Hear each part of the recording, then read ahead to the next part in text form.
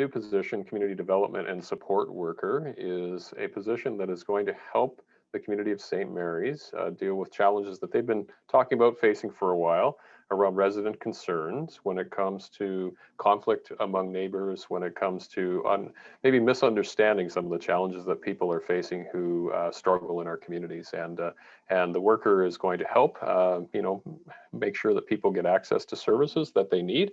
Perhaps they'll be building bridges and relationships with people who need a bit of help in the circumstance. They'll also be making sure that neighbors feel a little safer.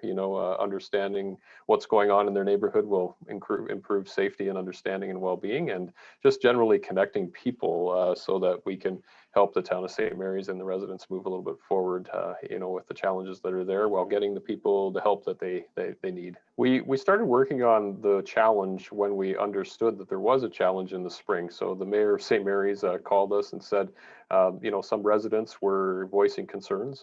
Some people were feeling isolated and unsafe, perhaps in an apartment building, and they weren't sure if it was safe to even venture out because of the behavior of neighbors and that kinds of things. And so we understood that was a challenge. We also understood that the nature of housing and where people live in neighborhoods, sometimes, we don't know what each other are up to, and we need to find ways to facilitate, build relationships, and, of course, intervene when it's necessary. Well, we were already on the trajectory before the pandemic to think about it, but it certainly has accelerated the conversation. I say that with the understanding that it actually took us longer to to get through the decision-making processes because of the pandemic, but it certainly brought light to how important the challenges were, and we recognize that there's increased needs in every community, and so the pandemic kind of underlines all those challenges that we're facing.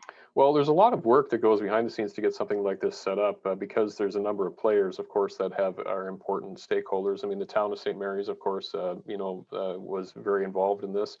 We've been very involved in this, facilitating the conversations and helping people come to a common solution.